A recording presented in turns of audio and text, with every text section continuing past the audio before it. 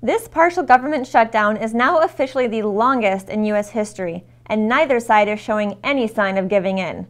What's going to happen next? Stay tuned. I'm Robin Kinderman, and you're watching JBS Straight Talk.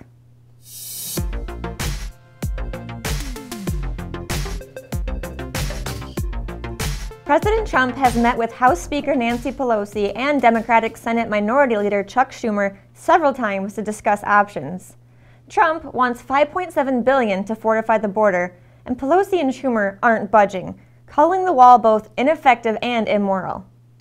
Recently, the president publicly contemplated about declaring a national emergency in order to get the wall built. Many seem to be for that, but is it constitutional? As Joe Wolverton reports in The New American, putting aside the issue of the shutdown of the federal government, in reality only 8% of the federal government remains unfunded, the potential for presidential use of the National Emergencies Act is 100% constitutionally suspect. Wolverton continues in the next paragraph with, first, assuming the president announces his intent to rely on the National Emergencies Act for authority to build the border wall, the building of it would still require about $6 billion. And Article 1, Section 9 of the Constitution mandates, no money shall be drawn from the Treasury but in consequence of appropriations made by law. Meaning that the president must work through Congress to get funding for anything. The reasoning behind this provision was explained by founding-era jurist St. George Tucker in his commentaries on Blackstone. He wrote, "These provisions form a salutary check, not only upon the extravagance and profusion in which the executive department might otherwise indulge itself and its adherents' independence, but also against any misappropriation which a rapacious, ambitious, or otherwise unfaithful executive might be disposed to make." Basically, Tucker is saying that the Founding Fathers were intent on Congress having the exclusive power over the money and how it should be spent. The separation of power is meant to prevent the president from freely squandering our money. We should always remember the Founding Fathers recognized the federal government as a necessary evil that had to be restrained by the Constitution, otherwise we would have tyranny.